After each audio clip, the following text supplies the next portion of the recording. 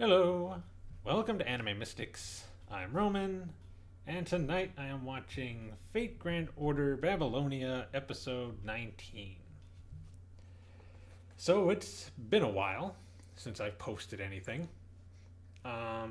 Normally I would post an update saying what is going on, but hardly anybody ever gets those. YouTube seems to have an issue with getting my updates out to everybody, so only maybe a handful of people actually get to see it.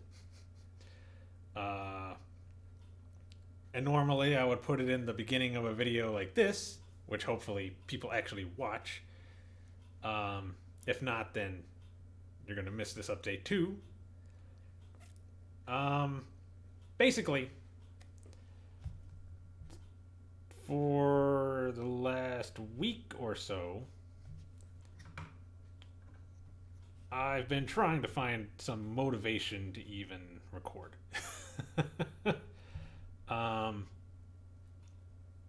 Like it's been very difficult to actually just go, I'm going to record today and actually record.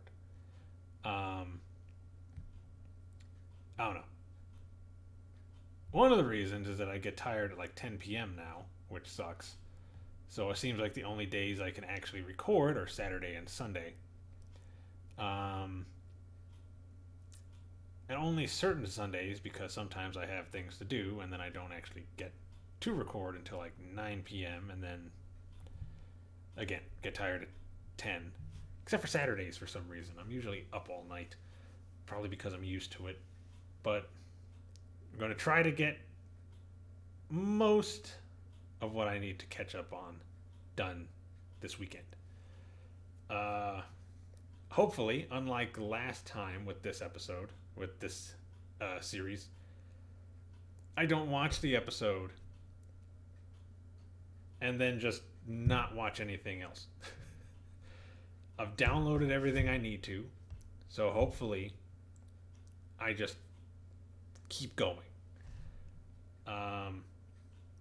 So anyway, last episode was pretty amazing. The first half was a bit slow, but it was basically the setup for everything that's going to be happening from the second half of that episode till probably the end of this series.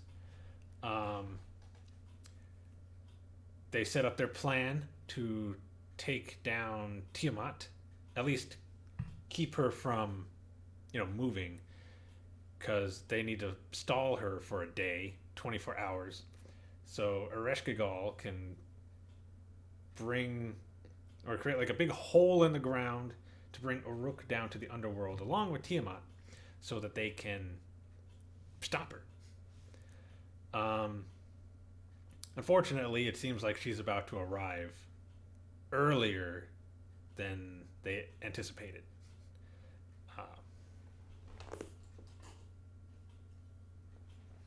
Light is just shining all over my face.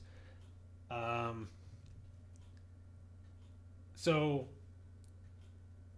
I believe Gilgamesh was saying that they should just take off her legs, which would have worked. If they were actually able to remove her legs, which I don't think they would have been able to. But Quetzalcoatl tells them that her noble phantasm should be able to eliminate all of the mud that's around her because she's using it to move, so they can stop her. The only thing they need to do is like protect her from the Lamu they're flying around and, well, the Ushiwakas that are now attacking them because she comes back. So they go out, start trying to get as close as they can so that they can get to Tiamat to give her the opportunity to do this. The biggest threat is Ushiwaka. She's been doing her best to stall them from getting any closer. But Benkei comes back and helps to keep her at bay. And they eventually get Quetzalcoatl in the area around Tiamat. Benkei goes with her to help protect her from Ushiwaka and anything else that shows up so that she can unleash her noble phantasm and not die. So she uses her noble phantasm, which was basically a huge nuke that created miles of like free mud-free area. So Tiamat cannot move anymore. She actually falls to the ground.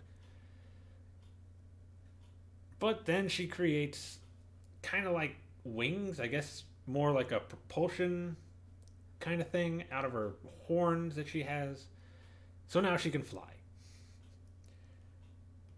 Which definitely not good because she doesn't need the mud anymore to move. And if she could fly, she's not going to fall into the underworld like they want. So the plan is basically dead.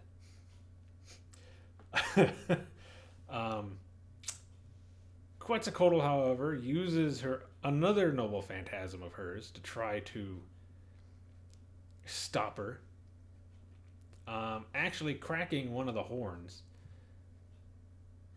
But ultimately it does nothing. Except for stall for time, which they really need. And after that, they're getting ready to figure out what they can do next. Fujimaru told Dr. Romani to check Tiamat's status, see if there's any wounds that they can attack. He has Ishtar go to attack some Lamu, and then he tells Mash to use her noble phantasm in front of Tiamat to stall her for as long as they can. And she's kind of hesitant to do it because he's been using a lot of his energy and she doesn't know if he's going to be okay if she does that. And he says he's going to be, but you know he's not. But he doesn't want to just stop trying to keep her from moving forward because they can't really afford that. So Mash agrees and says she's about to do it. But then Gorgon comes back. And now it's going to be a battle between Gorgon and Tiamat. Well, supposedly Gorgon. So, yeah. It was an amazing episode. I've watched it at least 100 times. And now I'm really looking forward to this one because I'm pretty positive a few things that I've been wanting to see animated are about to happen in this episode. So let's get to it. Fix this really quick. There we go. Okay. I don't think I actually have the episode loaded yet. Let's see.